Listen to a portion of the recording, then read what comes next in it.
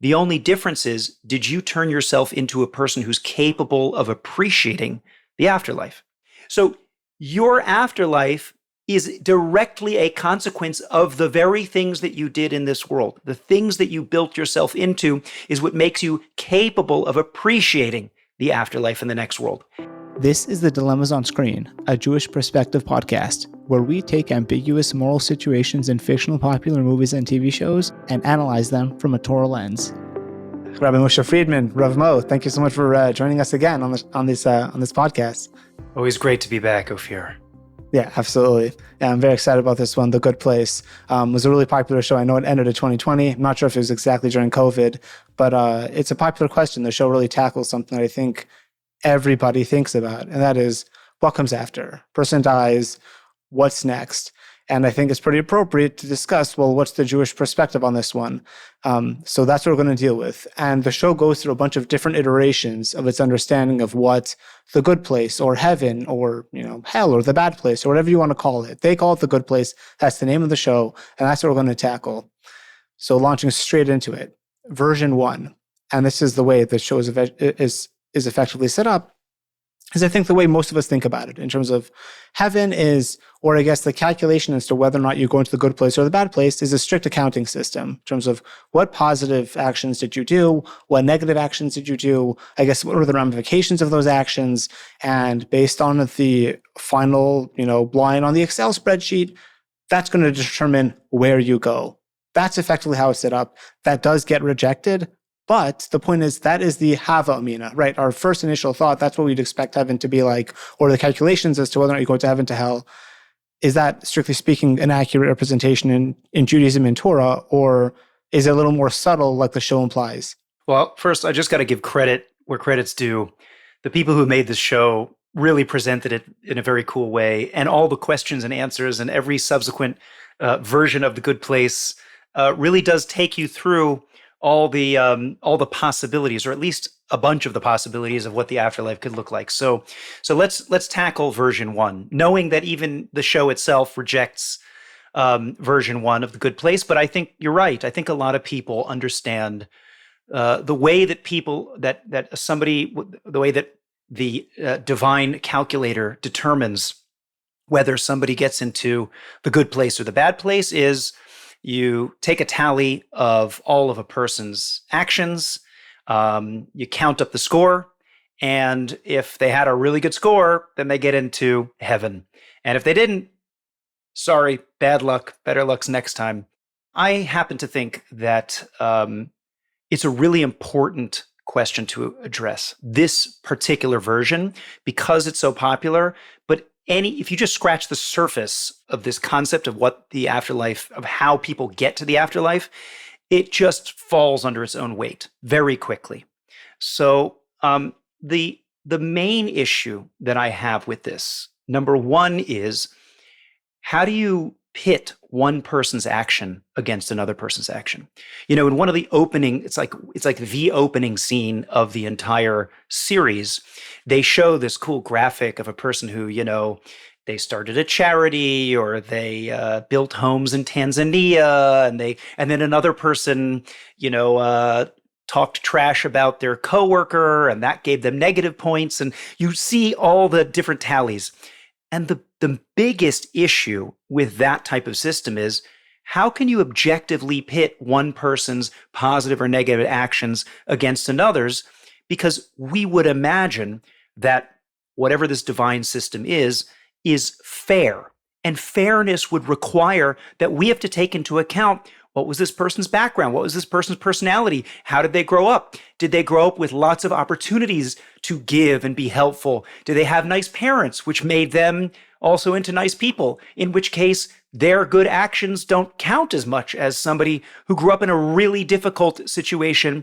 And for them to do an act of kindness is way harder than somebody who had a better upbringing. So already the point system is a bit too objective based on everybody's starting point in life, and that includes your nature and your nurture. Some people are born with a propensity for for being very angry. They get tempers very easily. Other people are born with, a big desire for laziness or indulging in physical pleasures. For those people to overcome one small thing, for somebody who's very lazy to get up and do something that takes a little bit of initiative should count for a tremendous amount.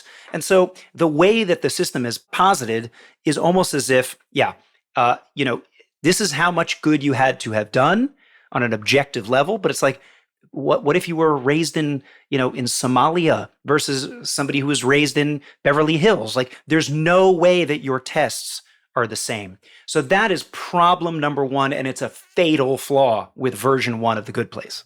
I agree that does seem very problematic. I mean, at the end of the day, like you said, a person who grew up with either no parents or parents who are in gangs are not going to be in the same place as a person who grew up with like very wholesome, well-meaning parents. For them, it's going to be almost intuitive to be kind, and for the other person, their intuitions might be very different.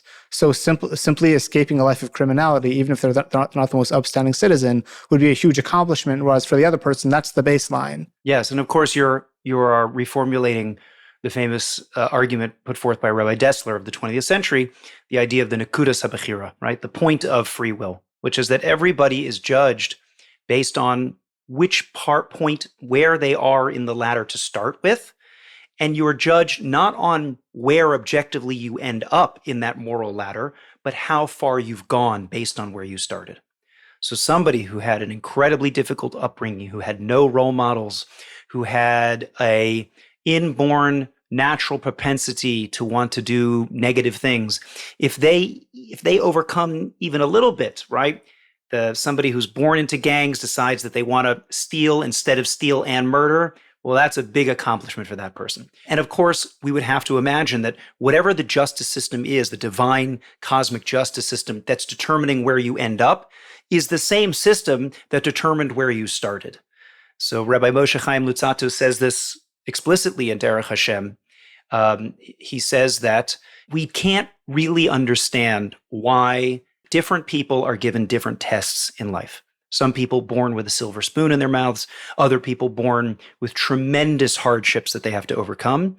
But we have to know that every person, just like you would want in a good movie for there to be different types of characters, and each one has their own character arc, the same thing would be true, obviously, all the more so would be true in the movie of life, where you now have 8 billion main characters, and each one has their own unique character arc, but that arc is determined by them, that person, and each one's story is significant in and of itself. So already off the ground, we have a problem with The Good Place version 1, but there's a second problem with The Good Place version 1, if you'll allow me to continue, unless there's anything else you want to add or jump in there. There are a couple of thoughts, very different ones, but just to elaborate, I remember, especially since you brought up Rav Dessler, I remember hearing Rabbi Akiva Tatz, who articulates a lot of Rav Dessler's thoughts about this nekudas habechira, the point of free will,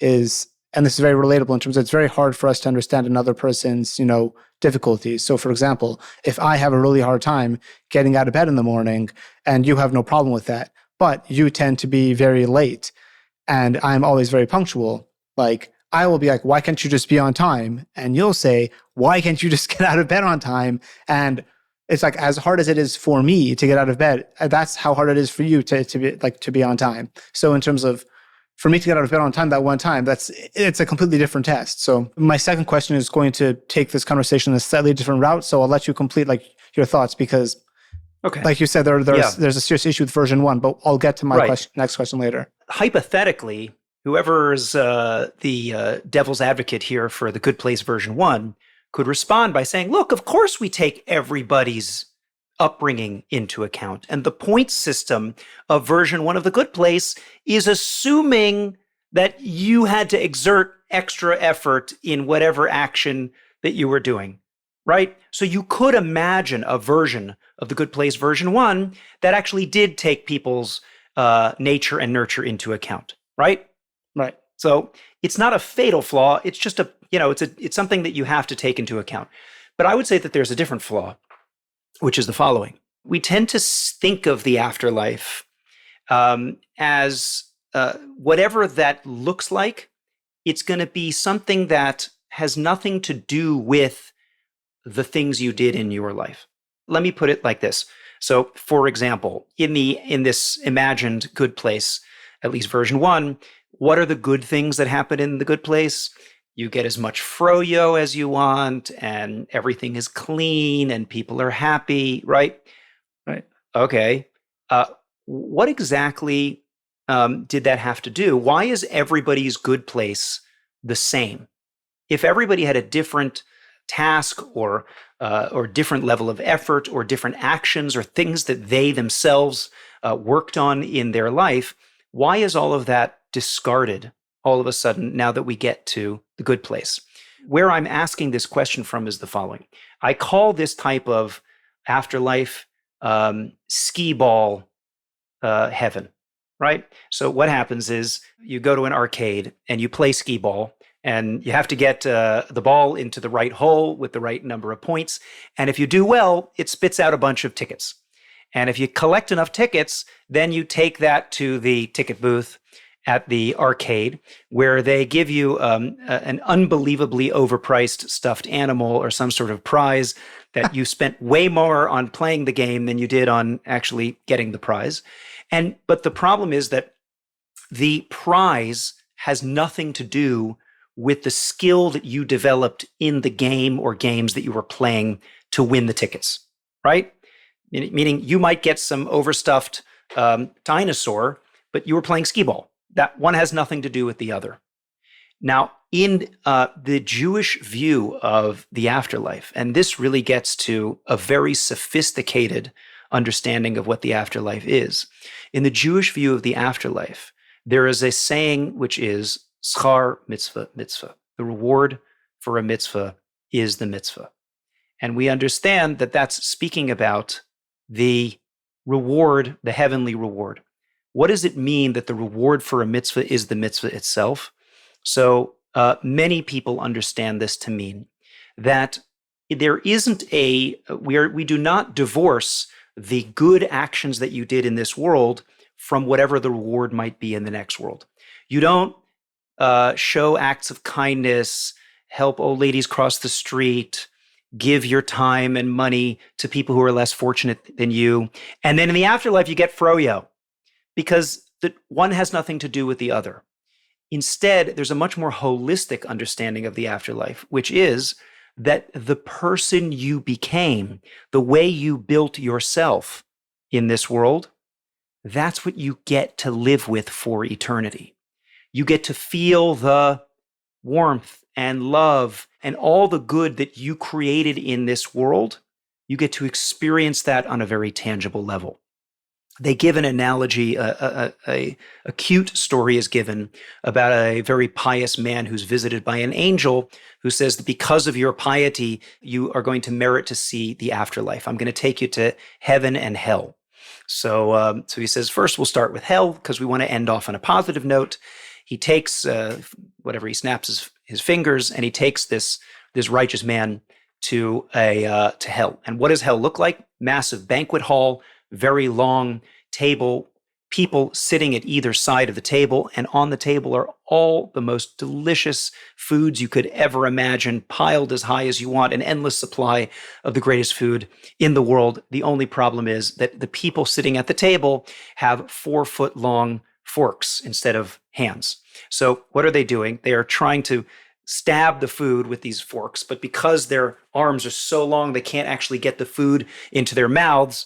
And it is just, you can see the pain and the frustration on their faces. And this pious man thinks, wow, that is a pretty bad punishment.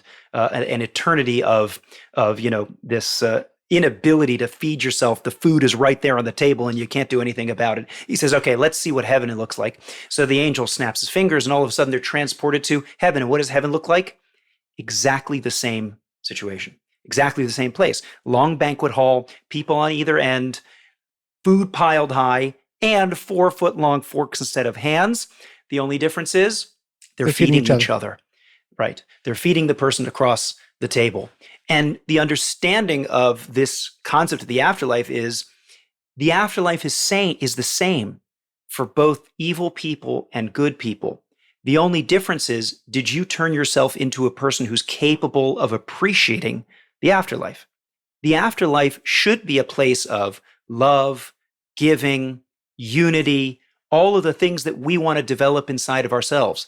If we've worked for a lifetime on all of those qualities, we again get to the afterlife and we say, wow, this is amazing. This is the greatest place in the world because now I get to feel the love and the unity and the giving. And it's just the most amazing thing in the world, right? And add to that the fact that down here in this world, sometimes it's difficult to give. We feel the pain of not keeping the money for ourselves, even though we know it's the right thing to do. But we're working on ourselves because we know deep down inside that is the right thing to do. Now imagine if you never felt that pain. If you had no scruple, you had no problem whatsoever with giving. It just felt like the most natural, wonderful, amazing thing in the world to you. And you experienced all the pleasure of what it felt like to give and to receive and that unity and harmony without our temptations and our bodies and our egos getting in the way. That's what the afterlife looks like. So your afterlife is directly a consequence of the very things that you did in this world. The things that you built yourself into is what makes you capable of appreciating the afterlife in the next world. In that way, it's so beautiful because it's so holistic. The pleasure and joy you feel in the afterlife is directly related to whatever it is you did in this world to deserve it. And that is a much more beautiful, sensible, realistic way of understanding the afterlife than simply being transported from, okay, I did skee ball my whole life, and now I get to cash in all my tickets, and now I get some stuffed animal at the end. It's a ridiculous way of understanding the afterlife. And it's possible that maybe the people who ran the show knew that as well. But if we're attacking version one of The Good Place, that I think is probably the greatest criticism of looking at the afterlife that way. That's really powerful. And I actually I've never heard that analogy before. And just like to almost comment on it, what I also like about it is the fact that like whether they're eating, right, and they're sharing their food and, letting other people eat, but it's almost like the consumption that's happening in terms of what the goodness that they're doing is a direct benefit, like is a direct result of how giving they are. I just want to comment on that because otherwise it's just like, okay, cool. That just because you're a good person now, that makes sure that you're going to share and they're going to share with you. So you get the food. And I think the analogy is deeper. It's not just that you're getting the food in your mouth. It's the fact that I would say it like this: whatever food you're being given is a direct result of the pleasure of the food that you're giving. In other words, it's not that you get to go to heaven and now you get to enjoy the food, right? It's that you get to be a giver. And the other person on the other side of the table also gets to be a giver. In fact, you're pointing out something very interesting in that story, which is that it probably if that is the afterlife, obviously that's a metaphor, but in that version of the afterlife, you probably get more joy out of giving the food to the person opposite you than the joy that you get from eating the food itself, right? Right. In truth, the reason why you're eating the food in that case is simply to allow the other person to have the joy of being a giver as well. That really is a fascinating metaphor. I really like that. I can't believe, because I was like, how do we explain this metaphor? But that's excellent. I really like that. Yes, and of course the opposite is also true, right? Which is that if your entire life you pursued selfish interests, you never actualized your potential, you were only looking out for money and fame. So what happens when you get to a place where money is useless, fame is total imagination, and the only thing that you get to do is help people and give to people? It's the worst hell you could imagine, right? Right. Right. Everything you built and everything you worked for is a lie, and you have no way of appreciating what the currency is up there. So if you want the more yeshiva type of analogy for that type of reality is, they say in the yeshiva world, what does the next world look like? It's a big Beit Midrash, a big study hall, where everyone's sitting down and learning Talmud, right? All day you're sitting and learning Torah, yeah? And if you developed yourself into the type of person who appreciates divine wisdom, right? who loves to learn, who loves connecting with deep, beautiful ideas that connect you to the reality of the universe, then you have all of eternity without any impulses, without any feeling of tiredness, nothing holding you back. You get to sit and learn for your entire life. But somebody who never developed that, all they developed was a love for cars or a love for whatever type of temptations that you can think of. Now they get to a big study hall and they think this is the most boring, painful, frustrating place on the planet, like you could ever imagine. So again, these are all different metaphors, different ways of understanding that the real afterlife should be a reflection of whatever you turned yourself into in this world. That's what you get to enjoy. That is really beautiful. And we're going to need to come back to that. I want to address your first flaw, because like the first fatal flaw in terms of it can't be that everyone is judged according to the same standards when different people have different tests, they have different natures, different nurtures. So it's about growth. It's about how much is a person able to push themselves above where they started. So if a person just, to make a silly point system, if a person started at 50 points and then their whole life they got to 60 points, that's less meaningful than a guy who started at 10 points and got to 40. One person quadrupled their abilities, even though their endpoint is less than another person, but they had a bump both objectively. They got 30 points higher as opposed to the other guy who only got 10 points higher. And it just, in terms of percentage-wise, they also had a huge jump. So I hear that. And we don't appreciate that enough. I mean, Ophir, it's like it's a dangerous thing to say, but we look around the world and we think, oh, that person's a good person. What an amazing, what a mensch, what a tzaddik, what a righteous person, right? They never speak badly about other people. They're always offering their time to other people. They're always smiling. They never yell at their kids. And it's like, yeah, but you grew up in a home like that, right? You were taught that from a young age, if that's true, right? If somebody from a childhood had role models who never yelled, who were always generous, who always, followed the law and did lots of mitzvahs. So how much reward do you actually get for just doing what you were raised to do? It's a dangerous idea, right? Which is why it's very difficult to judge. And then on the other hand, we see somebody who's always grumpy, who's a curmudgeon, who's a little bit stingy, who's, never, not a smile on their face. And it's like, okay, well, that guy must be a pretty big jerk, right? Yeah, until you realize where they came from, right? They suffered from a horrific abusive home, and they've been deceived, and they've been taken advantage of time after time after time. And you know what? The fact that guy's still showing up in synagogue every week, the fact that he's still, he might be a bit stingy, but he still gives tzedakah, and he, at least he's not stabbing people all over the place. That's a big deal. That's an incredible thing. That person, that curmudgeon, the person who you think is a jerk, might be the biggest tzaddik in the room. Now that's a hard pill to swallow. Right. And truth is, I remember when I first heard this idea and I was able to internalize it a little bit, it was amazing how it also kind of like changed my perspective on other people, because I was definitely like that in terms of, there's someone I know who's always described as just like, this guy was just a prince. And I was like, oh, whatever. And then I met him, I was like, oh, I see what you're saying. He's just patient, easygoing, really smart and hardworking and charming and just all these. And I was like, that's amazing.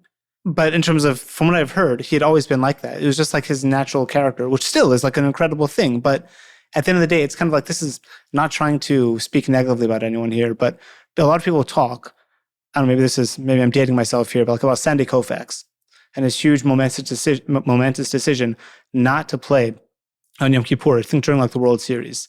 And he's given a lot of credit for it, and he should. But what I don't like about it is when they asked him about it, he's like, yeah, it was just like, I just couldn't. It was almost like it was so obvious to him that he shouldn't do it. And I was like, that's good. But I like that example less because some people don't have that understanding. I almost would have preferred if you wrestled with the decision and it was really hard, and he told people it was really hard. I was assuming he's telling the truth, right? It was like really difficult. And he's like, look, I know how much it's going to cost, and it's really hard, and I don't want to disappoint my teammates, but this is more important. And as hard as it is, I'm going to do it. There's a lot more to take away from that. That's a much more powerful story. Sure, sure. But that's not the story. But all the same, I think there's a lot to comment on there. But with that said, and I think this is an important discussion, and this is where this conversation gets difficult. And this is a part of, as I was trying to plan this episode and figure out what questions am I going to ask when, is the following. Other iterations of The Good Place take this into account in terms of part of The Good Place is about engaging in growth, in change. That's part of the process of The Good Place. And it sounds to me like the show kind of missed the point. You don't live your whole life, do whatever you want, and then go into the good place and be told, hey, by the way, in order to get into the good place, you have to change and grow and become a better person. That's what you were supposed to be doing before you died.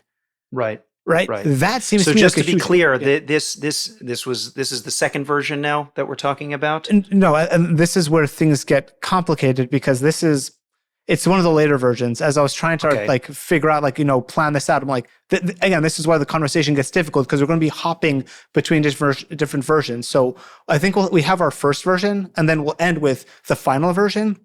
But where we go in between, we'll just have to jump because it's just a natural flow of the conversation. Right. So this whatever this version 3, 4, whatever we're up to now, where the idea is that even though a person could have been not a great person in life, they can get to the afterlife, and the afterlife is about growth, right? Right. That somehow after you're dead, you're supposed to keep growing and developing and becoming a better person. That's the idea. And then you're judged again based on that? The way I have it in my notes is something to the effect of, the characters propose a new afterlife system where instead of eternal reward or eternal punishment, every person receives ongoing opportunities to confront their flaws and become better. People are not condemned forever. They continue learning until they're ready for the good place. And it treats like the good place as, moral improvement. You have these opportunities to become better. Right. So let's pick that apart because there's something I like about it and there's something that I dislike about it. The part that I like about it is the idea that there would be some sort of eternality to the judgment. There are different levels of how much or how little people know this about Judaism. It's unclear to me, actually, how much is this common knowledge. Within the system of Torah, and especially in the more Kabbalistic writings of the Torah, but it's definitely hinted at in the Torah itself, there is a concept of reincarnation in Torah metaphysics. The idea that one life might not be satisfactory in order to accomplish everything that you're meant to accomplish in this life.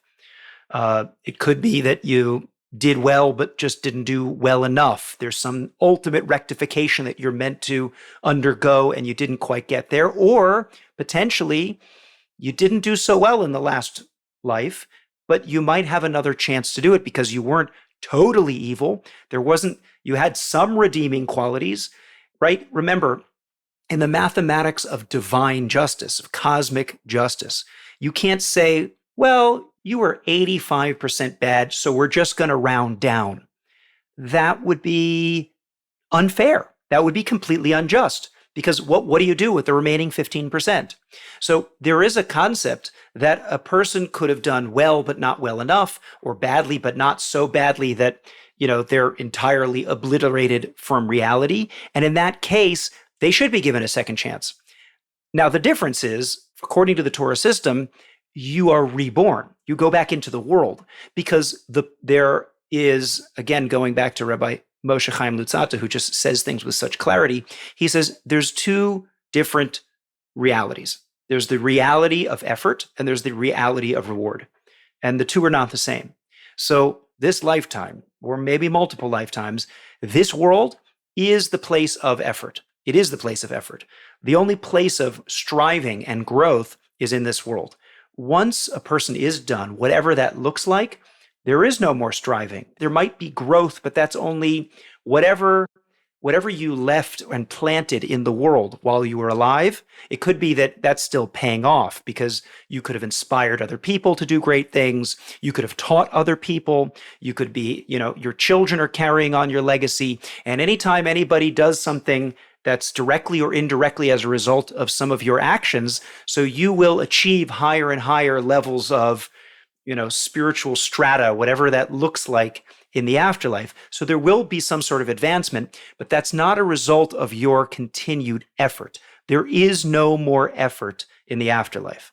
So I like the idea that a person should not be condemned after doing one life and doing kind of a lousy job, right? There is an idea that a person can be so utterly evil that they have no redeeming qualities, and that person basically has disconnected themselves from reality so completely that they cease to exist in the afterlife, because the afterlife is, let's call it a place of truth. It's the place of ultimate truth. It's the reality. It's the real reality. Who were you really?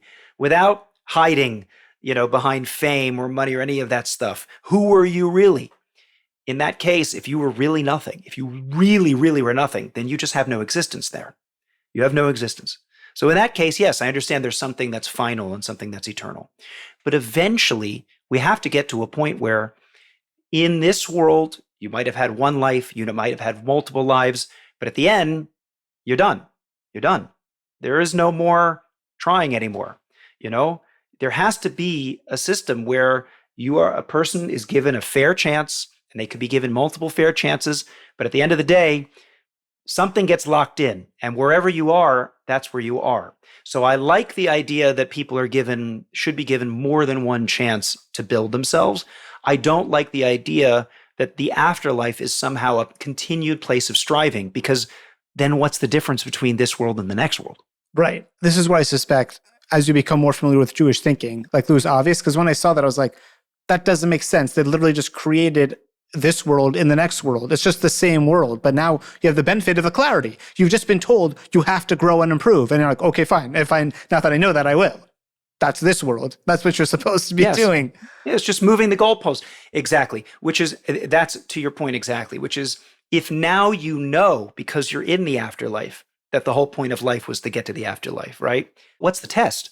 Right. The reason why we even get reward, and this should be patently obvious to anybody who thinks about it for a minute, people get reward because they did something difficult. There's no other way to say it. I shouldn't deserve reward for putting my shoes on in the morning.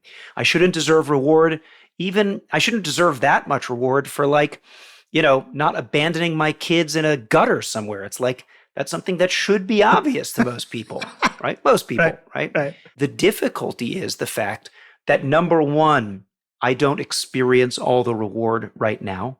I don't get to feel the fruits of my labor right now. There's a delay, which means that it's more difficult for me to exert effort because I don't immediately feel the reward. And number two, there's a test because there's always room for doubt. Oh, maybe there's no afterlife. Maybe there's no cosmic justice system. So I have to constantly remind myself of the truth, which I think is more than just a question of belief. I think a person can logically come to the conclusion that there is an afterlife and that there is reward and punishment in the world to come. But it's still something that I have to constantly remind myself of. And if I let my impulses or my laziness or my ego get the better of me, then I can temporarily forget that. But in a world where everything's perfect and everything's great and you automatically get a froyo every time you do something good, then what's the reward? You know that you're going to get zapped by lightning if you do something bad, and you know that you're going to grow and go to a better good place if you do something right. That's just a rigged system. It's like too easy. It's too obvious. I don't get it. I don't know. I think part of also what bothered me about it was the fact that it was kind of like telling people, like, especially because it was like, it's effectively, the show is obviously created by other people, and it was effectively telling someone, what you're doing now is a freebie. You can do whatever you want, because in the next world, they'll just tell you that you need to grow, and that's where you could do it. It's like, sounds amazing. That sounds great to me. Like, I get to do whatever I want, whenever I want to do it. And then later on, once I die, that's something like, oh, by the way, you're supposed to grow, but you can do that right now. That is such a good point. Such a good point. I mean, if you think about the consequences, this is popular culture. People are watching this. And, I'm sure at least a handful, if not probably hundreds or thousands of people who were watching this show somehow got their theology. from the good place, because the world, especially the Western world, there's a large percentage of people who are not, who don't associate with a particular religion, are not well versed in theology. And so they watch The Good Place and they're like, yeah, that makes sense. But why does it make sense? Because it's telling people what they want to hear, which is really there isn't reward and punishment in the world.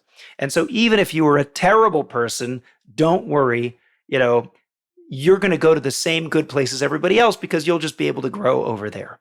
Right, exactly. It's like those good people, they'll just get there faster, but at the end of the day, it doesn't matter because you're still in the place where you get to grow at your own pace. And actually, as a negative corollary of that idea, in terms of it's letting bad people kind of just giving them effectively a carte blanche, what I also thought was interesting, and again, this is going back to the first version. Again, things get a little muddled because there are a lot of different issues that are kind of similar in theme. But one of the issues that is presented is, okay, so we know the main character is not such a good person. In terms of the whole plot of the show is the first episode, she's in the good place. And then towards the end of that first episode, you find out she's like, I don't belong here. It's actually like, I'm not a good person. You guys are really good people. And then at the end of the first season, we find out actually this is the bad place. Now we understand for the main character why she's in the bad place. We don't understand why these other people are in the bad place. And turns out that that's because even though like one of the people like raised like billions of dollars for a charity, which did a lot of good in the world. And they're like, oh, she's in the bad place because even though she did all this good stuff, she did it for personal recognition. She wanted to like be respected. That struck me as a really bizarre and unfair and just untrue to Jewish thought way of thinking. If a person did an enormous amount of good, even if they did for their own ego, not for the most noble motives, at the end of the day, it's kind of like, what would a person prefer? I have good, like you and I walk by, I'm like, wow, I really like you, but sorry, I'm not going to give you money, and I'm not going to give you money, I'm not going to give you my food. And you pass by and you're like, look, I don't want to give him my sandwich. It's the only sandwich I have, but I know I'll get a reward for this, so here's my sandwich. I don't think the homeless person cares about my positive intentions and your maybe not so noble intentions. At the end of the day, he's hungry and he wants food or money or whatever, and you're the one who did the good action. I really didn't like that. But again, just because I like or dislike something doesn't necessarily mean it's true. But that struck me as untrue and unfair. Okay, so in truth, according to, let's say, Talmudic morality, it's more nuanced. It's a lot more nuanced. So, than what I'm saying or what the show is saying? Or both? It's more nuanced than what you're saying. So there are conflicting statements in the Talmud about what happens if you do the right thing for the wrong reasons, or what we call doing mitzvahs shelo lishma, for not for its own sake. In other words, you have ulterior motives when you do the right thing, either because you want recognition, or let's say you might be learning Torah in order to be able to manipulate the Torah, or in order to be able to argue with other people who know the Torah, right? So there can be, or because simply because there's promises in the Torah. Nachmanides says sometimes there are promises in the Torah that say if you do mitzvahs you'll get rich. If you do mitzvahs because you want to get rich, right? Then you'll get rich. So there are multiple different ways of understanding how to do mitzvahs for the wrong reasons. And in one place it says, if you do the mitzvah for the wrong reason, it's actually better that you had never been born. Better that you'd never been born. Wow. Okay? Right. That's one place. Another place, however, says, and I think this is probably something that more people are familiar with, is mitoch shelo lishma, bo lishma. Right? The statement is mitoch shelo lishma, bo lishma, which translates as through doing something for the wrong reasons, you'll end up doing something for the right reasons, which we can also probably understand, right? It's probably the plot of a lot of, feel-good Hollywood movies where some, curmudgeon, some rich person is put in a situation where he has to pretend to be a good guy. And then as he fakes being a good guy, he actually realizes he enjoys being a good guy and wants to be a good guy, right? And then he ends up actually becoming a good guy. So how do you square these two Talmudic statements. And there are a couple different ways of splitting it, different opinions. Essentially, what people say is it depends on how far you go. Where do you end up? Do you end up actually wanting to do things for the right reasons? In other words, I've had this situation myself. I find it incredibly personally difficult for me to give of my time. Yeah, I'm happy to give tzedakah, but when it comes to helping people out and taking an hour out of my day, it's just a personal test for me. It's hard for me. It's like, no, I could be doing more important things. I could be doing other things, right? So I have to really sometimes push myself to actually give of my time. So one time I remember I was being dragged along to a packing. We were going to pack care packages for homeless people and then go out on the streets of London and go deliver them on a particularly cold day. And I'm like, this is a waste of time. And, are we really helping people? And, I came up with all sorts of excuses in my head, but okay, I went along with it, right? So there we are making the tuna sandwiches and making the hot soup and, getting the blankets and the sleeping bags. And then we start going out and then we start talking to people, the people who are on the streets. And then we start giving to them. And there's this overwhelming feeling of good and positivity and connecting with people and seeing their faces when you give them a sleeping bag, you give them a hot cup of soup. So they probably haven't had a hot cup of anything in a very long time. And as I'm doing this, I'm like, I should be doing more of this. This is amazing, right? So in that case, I went along with it. I pushed myself to go because I knew it was the right thing. And the more I did it, the more I wanted to keep doing it, right? So that would be a great example of when you start doing things for the wrong reasons, you will hopefully taste what it feels like to do a good thing, to do a mitzvah. Sorry, if you don't mind me pushing back, what was the wrong reason? Why did you go? The wrong reason was because I was the rabbi and I had to do it and I had to show them, you can't be the rabbi and not show up to the packathon, right? It's like, okay, fine, I'll do it. But also, right, so it's doing it begrudgingly and doing it because, you want people to think you're the rabbi or whatever it is. You don't want to lose face in front of your students. But I ended up really, really enjoying the mitzvah. Really, really enjoyed it. Now, there are other people who do good things in the public purely for their own end. They know from the beginning that there's an angle. Oh yeah, I'm going to put my name on a building. I'm going to do pro bono work. I'm going to look like I'm serving in a soup kitchen. The whole thing is for my public image. The whole thing is so that I'll get more business. The whole thing is that I can one day become a politician and have more power. You name it. Those people, if you have no ounce inside of you that you wish you could maybe one day do things for the right reasons, as the great Musar masters, the people, the rabbis who are really into self-development, they said, you may not want to do it, to do the right thing right now, but do you want to do the right thing, right? I wish I had the desire to do the right thing. That's already a good place to be. That's a good place to be. And for those people, the more you do the right thing, the more you will end up on the right path.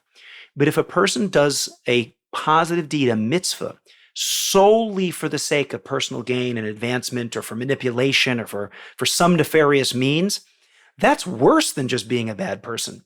Because now you're wearing the clothing of being a righteous person, fooling everybody, and using a mitzvah as a means towards evil ends.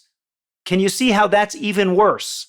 Now, I don't know if the character in The Good Place did this. I don't know if they had no ounce of goodwill in their bones when they were raising billions of dollars for charity, or if the show simply says, no, they also wanted the public recognition. If it's the latter, if, this person liked giving money, but also liked getting the public recognition, then that person should not be punished to eternal damnation simply because they had a little bit of bad motivation mixed in with the good. But I think, Ophir, where we have to distinguish is just because you produced good ends in the world does not get you off the hook. It does not get you off the hook. And the reason why, I think, simply is because who says God needs you to give out charity to homeless people in the world? You don't think that if God wanted to feed the homeless or whatever, that he couldn't do it himself. The point is not you saying, I will achieve the good ends by the dirtiest means necessary. Because the point of the universe is not that I achieve a certain goal. God can do that without you. He doesn't need you to make the world a better place. He put you in the world so that you could be in an opportunity to fix yourself and clean up yourself and do the right things, right? Now, you also have to try to do good in the world, right? And usually, if you yourself are doing positive things and you're doing things with the right motivation and the right, so usually it will turn out that you'll have a positive impact on the world. But it's not always the case. The result is not always tied to the effort. So we have to be extremely careful with the quality of the effort. That's really what determines the type of people that we become.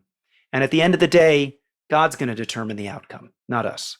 So that's really powerful. Just to build on that, I remember reading in this book that the Choice to Be by Rabbi Jeremy Kagan. He talked about, he's like, God doesn't need us to feed the poor. He just wants us to make the choice to do so for noble reasons and to thereby change ourselves. Really powerful stuff. But by the way, just a caveat though, Yeah. Right?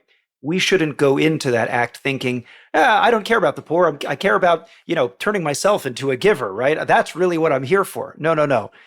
The only way this works is if you really care about the poor, you Right. really care about helping them. That's what it means to be a giver. So we just have to make sure that God's not training us all to be like super selfish and look at a poor person as an opportunity for me to develop myself, right? Right. What we're simply saying is that it's not the right criteria to judge ourselves simply by the ends, because bad people do that all the time. But I did so much good. Yeah, but look at the person you became in order to do that good. That's not worth it in God's eyes. That's powerful. And thank you for the clarification. So you had said earlier that Rabbi Moshe Chaim Luzzatto said that effort and reward are not necessarily like tied in together. They're like one doesn't necessarily is not an exact corollary to the next.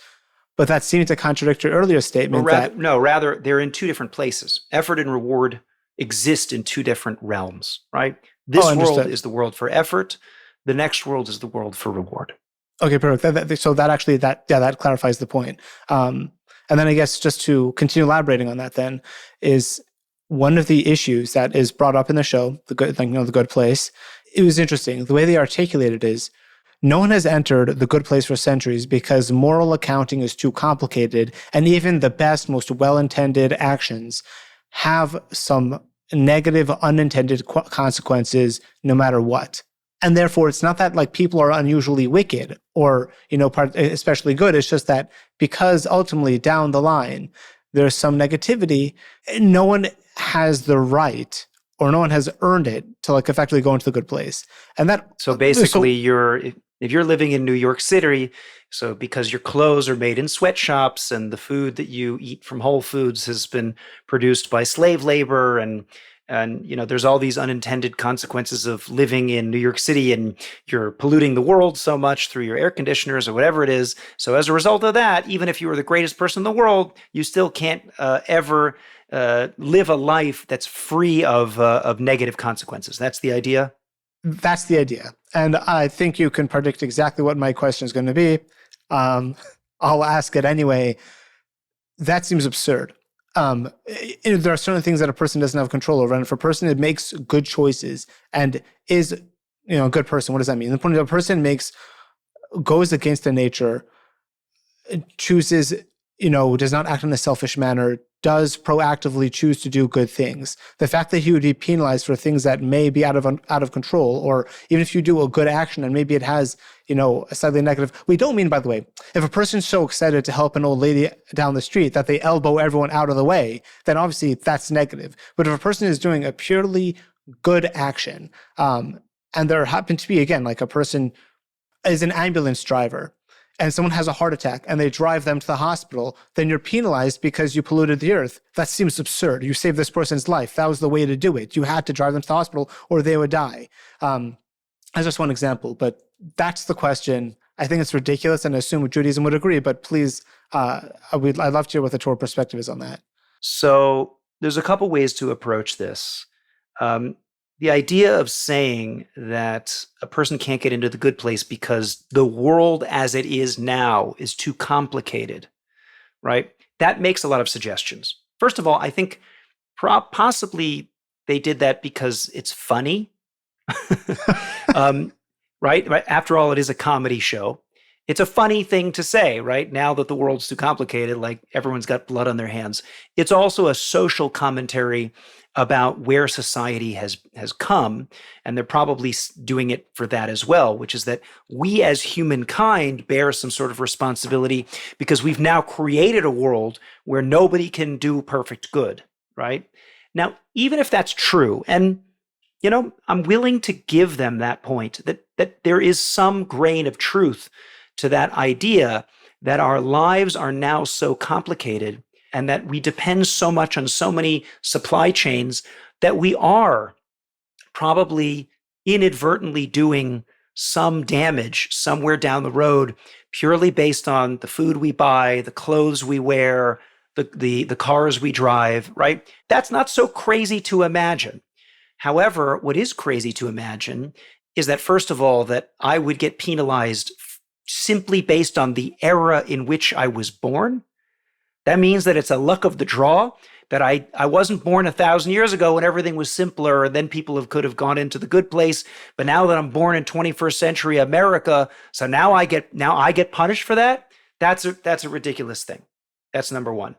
And number two, it goes back to the original argument we were making, which is everybody's judged according to their circumstances. In other words, how hard is it for me to be completely blameless in my moral actions? If every little thing I do is going to create some sort of evil in the world, then it's almost impossible for me to have the free will not to do those things. Rabbi Yisrael Salanter, the great rabbi of the 19th century, invoked this idea, a Talmudic idea as well, which is that people are punished on the actions that were very easy for them to do and they didn't do anyway. And they're not punished so much on the actions that were really difficult to do, but they didn't end up doing. So if, for me, it's easy to, use a little bit less AC, or for me to not waste so much food. Yeah, it's not that hard, or it's not that hard for me to separate my garbage into recycling. Yeah. So if I don't do that, then maybe I'm punished for that because that was really simple. It was really easy to do.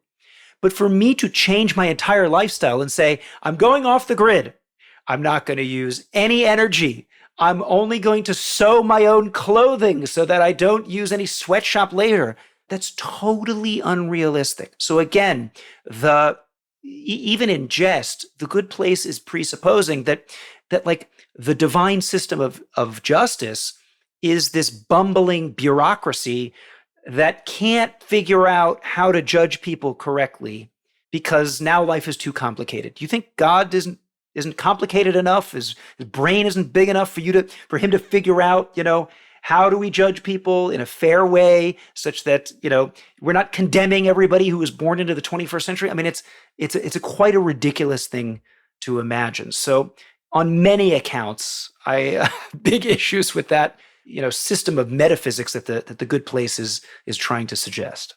Very well articulated. Thank you. We're actually almost towards the end of the last articulations of the good place.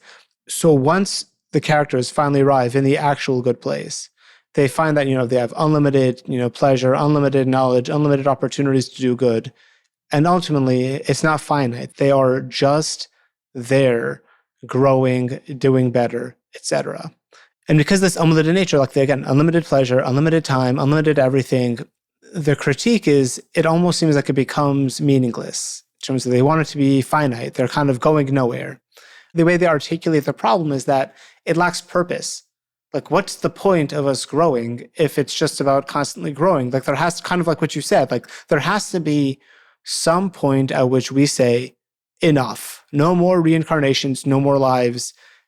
This is the cutoff. And then wherever you are at death, that's where you will be, that there's a final decision.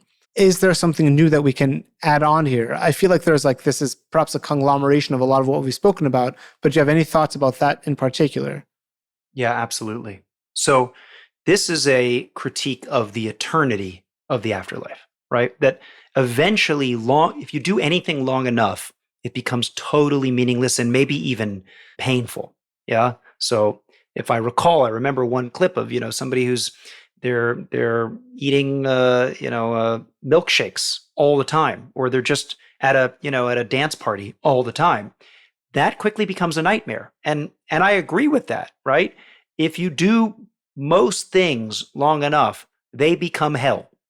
You go to how long can you be in an amusement park for? Before it just becomes a dystopia.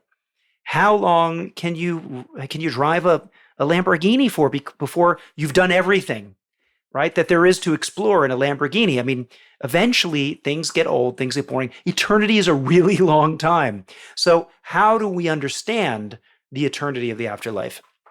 And this is an extremely important lesson, because I would counter the argument or the criticism from the Good Place, which says, no, everything that's eternal becomes meaningless. I would respond and say, no, I disagree.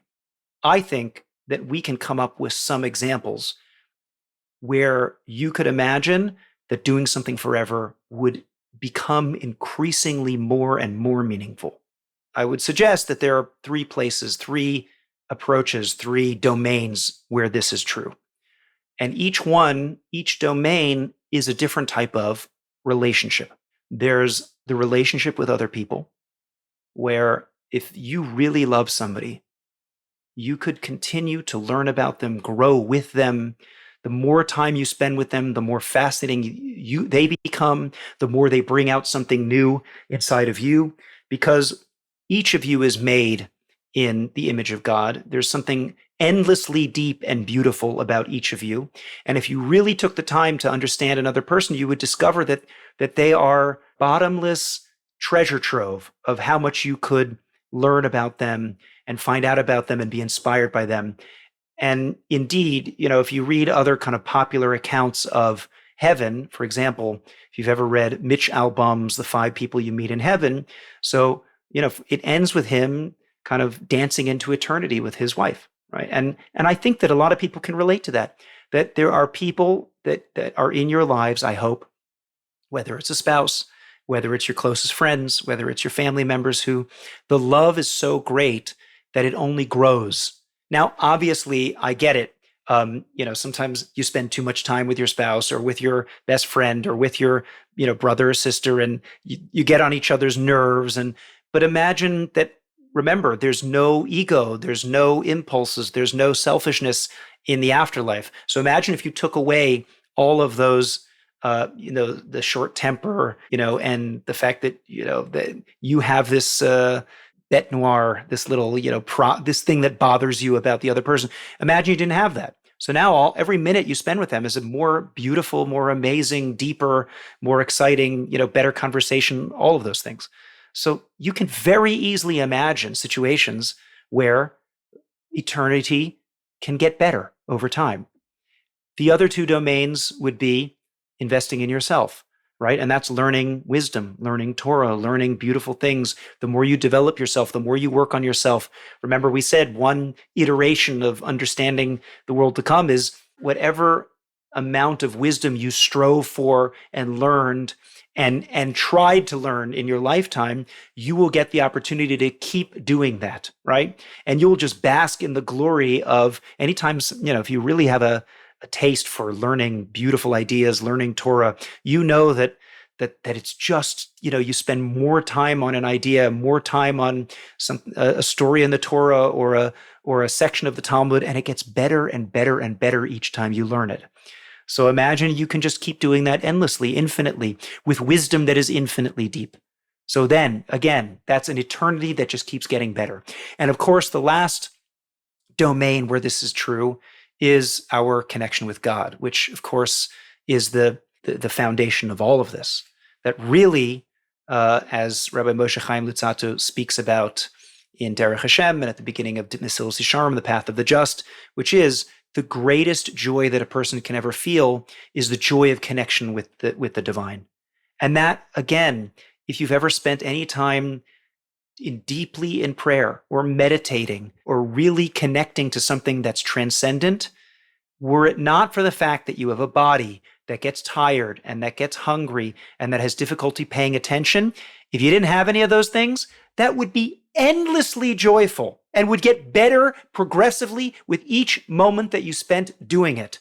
So in the domain of connection with God, connection with other people, and connection with yourself and self-development, self-improvement, and understanding more and greater wisdom and greater levels of realization and insight, all of those things would be an eternity that gets progressively better as you continue doing it. So the reason why The Good Place had this critique of eternity, which is that everything gets boring, is because they're focusing on the wrong things. Yeah, froyo gets boring after a while. Dance parties get boring after a while. Yes, but the real things in life, the relationships in life, those should not get boring because they're infinitely deep and infinitely beautiful. So the more time we spend in this world appreciating those things, the more we are preparing ourselves for the world to come, for an afterlife of appreciating the things that get better with age, that get better as we spend more time investing in them. And that says a lot about how we should be living our own lives. Because I guarantee you, the more time you spend on those three things, the better this world will be for you. And all the more so, the better the next world will be. Also, to clarify that, I think the issue with the way The Good Place articulated this, that it becomes meaningless, what's the purpose, is again, because they've kind of jumbled up where these things happen. If you see eternity as where you grow and change and become better, then yeah, there has to be some kind of cutoff. That's this world. That's the whole point. You grow and you change and become better here, and then you die, and then that, the results of the reward for all of your efforts is paid out in eternity. And of course, that's amazing. It's not because you're getting froyo, right? It's because you're effectively, you're living in the reality that you created. Yeah, well, I mean, you're pointing out something else, which is important, which is, it sounds like in this version of The Good Place, there's a time for effort, but there isn't really any time for reward. I mean, what I would imagine is that if you're really living in the good place and you get to use your free will and grow and become greater and become better, and at the same time enjoy the reward of that growth, then I simply don't understand the argument that it becomes meaningless. What do you mean it becomes meaningless? When we talk about goals, right? We have a journey and a destination, right? Aren't there things where the journey is the destination? Isn't that what a relationship is? Isn't that what the truest joys in life are? Where we're simply happy to be doing what we're doing, not because it accomplishes something, not because it gets us somewhere, but because the act itself is deeply meaningful and self-evident to be enjoyable and something worthwhile. So this is a very profound idea that some of the deeper commentaries suggest that one of the characteristics of this world is that there's actually a separation of something called process and destination. That down here, you can't have the process and the destination be the same thing. As we've said before, you cannot taste the fruits of your labor as you're laboring, as you're in the process of laboring. No matter how much you say that you enjoy working out's really hard, and then afterwards you feel good about it, right? Or writing an essay, or writing a book, or working on a project for to develop a product, a new business. These things are really, really hard, and they're painful, and only later do you get to taste the reward. In the afterlife, these things are exactly the same. The journey is the destination. They are the same thing. So I struggle to understand the complaint that there would be something that feels meaningless because we're always on a journey. You have lost the whole concept of what the next world feels like and looks like. And I think maybe we're meant to suspend our disbelief because ultimately we need to have characters that we can relate to because it's a TV show. So these people have to kind of be just humans that look like they're in this world, but just transplanted to a world where the rules don't apply or something like that. Because if you really wanted to take a snapshot of what the next world would look like, it would be people in utter bliss and transcendence all the time. They would be ecstatically enjoying everything that they were doing, right? And growing in that joy constantly. So that doesn't make for very good television. So I understand the plot device in terms of a TV show, but it's important for us as critical thinkers to recognize where exactly they went wrong with that with that criticism. And the answer is you're still dividing process and destination. So for you, there's something that looks like I'm growing, but there's no point. In the real afterlife, you can't even say that same sentence. It doesn't even make sense. Interesting. And then to move on to, I guess, as a result of their articulation of this problem, we get to the final version and the way they kind of, where they land. This is where things get interesting. So the final articulation of the good place, what the characters land on, is you effectively have, or each character has, unlimited time to keep growing. They have unlimited time that they need to learn, to grow, to enjoy paradise, etc. But then once they're ready, once they feel complete, they're like, I've, actualized my potential. I'm happy where I am. This is good where I am. This is good stuff. They get to kind of move through this doorway and then kind of like cease existing. It's not clear to me if they just kind of like literally cease existing, they just get like kind of wiped out of existence, or if they kind of like draw back into the structure of the universe. The way that is articulated by Chidi, I think it's like Chidi, and this apparently is a Buddhist concept, is it's like a wave in terms of the wave goes out and then it gets drawn back into the ocean. Just to quote it, in the finale, Chidi uses a Buddhist-inspired metaphor. A wave rises from the ocean, exists for a time, and then returns to the ocean. Which to me, the implication is that the self is not annihilated in a violent or tragic sense, but it just kind of blends back into the universe. So perhaps the person as an individual ceases to exist, but they kind of blend into, again, blend back into the universe. That kind of seems maybe like a flavor of what you were just saying, that like, it's not about process and destination. You kind of fuse back in, and that's the joy that you have. But like, I guess, do you still exist as an individual in the next world? How do we relate to this articulation? Right. So again, there is a grain of truth in this conception, which is that certainly the way we perceive ourselves now as purely independent beings who can think about God or believe in God or choose not to believe in God, that's obviously not going to be the case. If we're talking about the afterlife where the mask is pulled off and the true reality of existence becomes apparent, then it becomes very hard for us to even comprehend that I have some independent existence from God, because the true nature of reality is that everything's a unity, and that somehow I am able to access that version of reality in the next world. That I somehow am clearly aware that I am part of a greater unity. That for sure is true. However, we come upon a very difficult theological problem if we say that everybody just kind of rejoins the ocean like a wave in the ocean. The reason why that's a problem is if what that is saying is that we cease to have any independent identity at the final version of, the end of the good place, then what you're effectively saying is it doesn't really matter if you tried harder than me, if you did better than I did, all things considered, right? Even from a subjective point of view, then what? Everybody just becomes the same? Well, what happened to different people's effort? So in terms of fairness, in terms of cosmic justice, that should not make sense. We should want to reject that where, oh, well, I barely made it into the good place because I tried hard enough and I got there and I wasn't such a bad person. And you, every ounce of your muscle and every second of the day, you were striving to become the greatest person you could be and help as many people as you could and be as humble and kind as you possibly were. So now you and I are both waves in the same ocean? That should make people seriously rebel against that idea, because then it means that fairness just goes out the window. There isn't real justice. People don't really get what they deserve.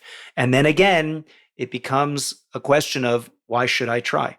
Because if everybody ends up in the same place, then as long as I'm good enough, then I'll get to the same place as you. So that we should reject wholeheartedly. Rather, there has to be this idea somewhere in between, where, as I said, there becomes this deep recognition that I am, of course, part of the oneness and the unity of all things, because that is the nature of true reality. God is one, and there is nothing outside of him, and we are all part of that godly fabric of reality. But at the same time, there has to be an aspect of the afterlife where I maintain my independent existence, because that's what determines the fact that I get rewarded commensurate with the level of effort that I put in while I was alive. The whole point is there has to be some endpoint or else it becomes meaningless. But then what's the meaning of just ceasing to exist? Like, I guess you're kind of sinking back, you're flowing back into the universe. I think people would find that meaningful. But again, yeah, and I'm sure there's a joy to being the wave in part of the divine ocean. I'm sure that feels very. I'm sure maybe there's nothing more pleasurable than that. But the issue is, if I'm a wave and you're a wave and everyone's a wave, then where did our individual struggles go? Why? How is that fair? That you tried really hard, I tried kind of hard, and now we're both a wave. The one point I'm not entirely clear about is, I know we've mentioned God, especially towards the end, briefly, but so what is the Jewish articulation in terms of, I guess, a few questions, now that we've worked through a lot of the problems that have presented themselves in the good place. So first, your reward should be commensurate with your effort. Eternity is not painful. It's the most incredible, transcendent, joyful experience imaginable. So what is that? A person dies, and then, so apparently they don't just blend into the rest of the universe. So what do you do? What is the Jewish perspective now? A person dies. They put in this effort. They're going to go through eternity. Like, where does God come in here? Where does God come in? Well, the answer is that's it. God is everything, right? And again, right now we live in a world where there's a mask. And the mask allows us to imagine that we have independent identities and that maybe God's there and maybe he's not, or maybe sometimes he's hiding and sometimes he's more revealed and less revealed. And all of that's nonsense, right? Because if we understand that from the perspective of monotheism, which means that there is a single unity, a God who is the fabric of all of everything, of all of existence, and that there is nothing outside of him, he's not divisible into parts, then every time we see any sort of distinction or any sort of separateness or any sort of hiding or revealed, I feel God more at the Western Wall than I do in the bathroom. All of that is only possible because we're living in a world where there's layers of hiddenness that masks the true reality, which is everything is one. However, we never get back to the state of the reality, if we could even, which it's impossible to imagine before the existence of anything besides God. There, it's total oneness, total unity. We don't really have a concept of what that looks like. Before the existence of God or before the existence of the world? No, before the existence of the universe. Before the existence of the universe. So there's just God. There's unity, and it's oneness, and that's what it is. And it's a simple oneness, and it's a oneness that doesn't change, that doesn't grow because it's already perfect. We can't really have a concept of what that looks like. But after we are in this world, in the afterlife, what that looks like is, again, we are aware, completely experientially aware. Never for a second are we not aware that we are part of that divine fabric and that we are part of that unity.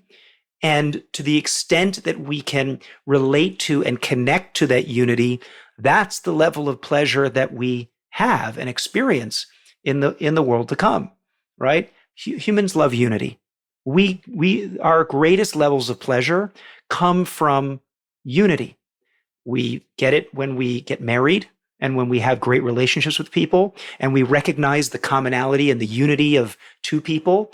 We love watching even greater harmonies come together when we sit and watch the orchestra and all the different pieces of the orchestra coming together and creating a harmony.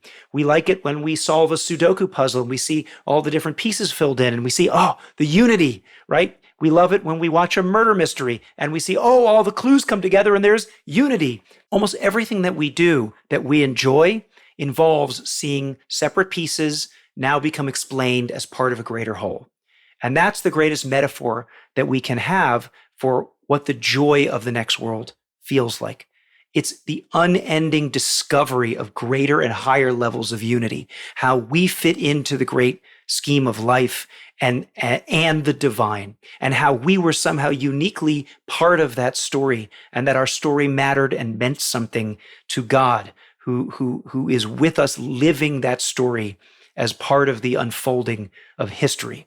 So that's our concept of the afterlife. It's a hard thing to imagine, but again, we have a sense of it because we know what it feels like to discover greater levels of unity. That's really how it's described.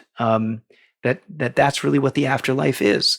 We derive ultimate pleasure from our greater levels of connection and integration with that unity, while at the same time maintaining enough of a distinct identity such that we get to receive the unique reward that we earned and not anybody else. Confirm if I'm getting this right, or correct me when I'm getting it wrong, was the reward that we get in the next world and the level to which we are able to kind of sink in to that unity is the degree to which we connected with that unity in this world, in terms of the degree of the amount of Torah we learned, the mitzvahs we did, the good deeds that we performed. The more we've refined our character, at that point we've shed the layers of distinction between us and God. And then when you go into the next world, you're like, wow, all those things where I was able to kind of shed my sense of like ego and blend into a higher self, a capital S self, that's the pleasure that you're experiencing in the next world. Is that correct? Perfectly stated. In other words, if you look at every mitzvah is some level of revealing how you can become more part of that unity. The more I give, the more I shed that distinction that there's my success and your success, and the never the twain shall meet, and we're in competition with each other. The more I give, the more I habituate myself into a person who's capable of recognizing the joy of that unity, of throwing my lot in with other people and feeling the success of other people. That's a revelation of unity. And the more Torah I learn, the more I recognize how all the pieces of the universe and the world are actually connected, and that all of them are serving a greater, higher purpose, which is to unify the world. So exactly right. Every positive step in the direction of greater character traits, of the mitzvahs which foster those character traits, and of the Torah which reveals that unity, all of that is making me more and more like the Creator, more and more similar to God. And the more similar I become, that's what it means to be closer to God, because there's no such thing as distance in the world to come. There's no far and close. It's to the extent that you can resonate and identify with that unity, that's the level of pleasure that you receive. And that, of course, goes back to one of the first things we said, which is that the effort and the reward are not two separate things. You don't play skee ball and then get a stuffed dinosaur. You work on revealing unity, and the joy becomes the unity that you experience in the world to come. Is there anything more beautiful than that? No, that's awesome. Yeah, love it.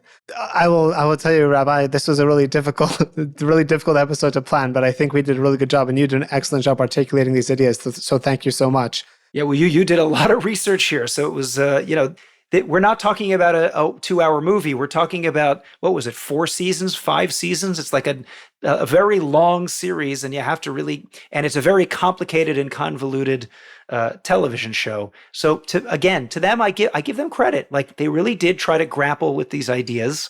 And there were some things that they spelled out pretty nicely, and talked about some of the difficulties with people's conceptions of the afterlife, and certainly forced the people to think deeper. Unfortunately, some of the conclusions that they drew become theological dead ends, because they just raise more problems than they try to solve. And so that's why I think it was really, really worthwhile to systematically analyze what they got wrong so that we can make sure that our conception of where we're heading is the right one. Because ultimately, if we're aiming for the right place, then that will ultimately help us to determine what we should be focusing on in this world. That's very well said. I guess with that, are there any questions or ideas or questions that I should have asked that I did not? Any ideas that you would like to articulate that we felt like we did not get fleshed out enough? Yeah, look, I mean, I think there was one more thing to point out, which is that if I'm not mistaken, when they were in the original good place and then they realized it was the bad place, there was something actually very nice about that, which is that the reason why they started realizing it was the bad place is because they were not enjoying themselves in the supposed good place. And their own faults and flaws and foibles were what were creating their unhappiness. And that, I thought, was a very accurate description of what the Jewish conception of hell might be. In other words, in the same vein that you get rewarded based on whatever you turn yourself into in this world, the same thing is the pain, whatever pain you feel in the next world, is simply because all of your negative decisions are laid bare and you have to live with them and you have to fully experience them. Now, the only difference is that we understand hell, or I guess it's called Gehenna. We understand it as a temporary healing process, an ability for a person who mostly did good in their lives, but had certain flaws that they still have to live with that they didn't actually fix. It's a whole complicated process about when you get reincarnated and when you just go to Gehenna. And we won't get into that right now, but the idea of Gehenna is simply that a person can be faced with the ultimate pain of the things that they did wrong or the things that they did not fix, or having to live with that regret. And the pain of that regret is actually what sheds a lot of those flaws in Gehenna and allows them to burn off whatever final negative flaws that they had, which prepares them then to go into our version of the good place. So we don't have an eternal damnation, but we do have an idea that the bad place would probably look a lot more like that. Instead of, being poked by devils with pitchforks, instead it's you have to live with yourself. And that can be an unbelievably painful thing to experience. But the pain itself is what allows us to ultimately heal from that and shed those flaws. So I think that's also worth mentioning. Yeah, no, I'm actually glad you brought that up. I can't believe I didn't address the fact that, we what does the bad place look like in Judaism? And actually just one analogy I heard that I thought was more than a little bit scary. There's this really famous viral clip that came out, it's probably all 10 years ago, it was this judge who recognized her old classmate from middle school. Have you seen this? And so what happened was, this judge who, there's this defendant who looks, very angry and he's about to be sentenced. And then the judge is like, hey, if I can just ask, did you go to, so-and-so middle school? And you see the guy's face, they're like, oh my gosh, they recognize each other. They used to be classmates. And then you see his face just falls. And he's like, oh my gosh. And you just see the level of shame on his face. And I remember this is a Rosh Hashanah avort by one of the rabbis, Machon Yaakov, and he's like, that is a pretty good analogy of what's going to happen in the next world in terms of, there was this guy who was a good student and a good kid, and I was faced with this judge who made really good decisions. And in effect, the idea is, you could have been like this. You could have made good choices and been a much more upstanding citizen. But here you are, you had drug problems, you made all these terrible decisions, and now you're just faced with what that looks like. And I like that it kind of mirrors, the reward and the joy of the next world is you living with your decisions. The pain of the next world is you living with your decisions. Yes. And of course, we can add yet one more dimension to that, which is it's not just the pain of having let yourself down, it's the pain of having let God down. I mean, if we really could imagine, you're a person who has, let's say, been totally ungrateful for the opportunities that have been given to you. You don't repay those kindnesses, and you are flippant about God, and say, what has he done for me lately? And then all of a sudden, you go to the world of truth, and then God lays bare to you, like, I was loving you the entire time. I was pouring my heart for you and giving you so much of my love and my attention and my care. And how did you treat me? Like, how does a person feel when they realize that they've been stabbing the person who loves them the most in the back? I mean, there might not be any greater embarrassment and humiliation than that. And that's really bad. So, I mean, not that we need more opportunities to think about how bad things are and how bad we are, but it is worth thinking about that. Again, it's living with our decisions, both in terms of letting ourselves down, letting the people who love us the most down. There is nothing more painful than that. That's powerful stuff. And I guess just we've been trying to kind of sum up this. I know we've been speaking at length about these ideas. Do you think you could just give like a 2-minute summary of the broad strokes or the bullet points of what we've spoken about? Yeah. So number one, we have to really update our conception of the afterlife. It is simply not a point system. There's so many problems with it. Number one, point systems are too objective. They don't take into account the fact that everybody has different backgrounds, different challenges. Some things are easy for some people and very difficult for other people. And so there's no way we can be judged by the same standard. Issue number two is that we would hope that the afterlife is somehow a reflection of whatever good we did in this world, that there's something a lot more holistic about the idea that we became better people, and the joy of the afterlife is the fact that we became those people. And that's something that we really developed towards the end as well, which is that becoming a good person is another word of saying we revealed and identified more and more with the unity of godliness, of the real reality of becoming one and connecting with others and connecting with God. And to the extent that we could prepare ourselves for that and develop our sensitivity to that, that's the extent that we get to enjoy the ultimate pleasure, which is real unity. Some of the other things that we developed is it's a ridiculous statement to say that that an endless afterlife eventually becomes meaningless, because that's disregarding two things. Number one, that there are things that we could enjoy forever and would get better as we develop them more. Relationships with others, relationships with ourselves, and relationships with God. And also, it ignores the fact that the idea that there's an endless afterlife and that it somehow becomes pointless is a mischaracterization of the afterlife, that you somehow think that there's a journey and then a destination that you have to get to. That, we said, was nonsense. The journey is the destination in the afterlife, and therefore there's nothing to get to. The endless enjoyment of being is itself inherently meaningful. And the third thing, which we sort of closed off with, was the idea that this good place's final afterlife, which is a wave rejoining the ocean, has a serious problem, which is that it means that anybody who made the cutoff to get into the good place just ends up going to exactly the same place.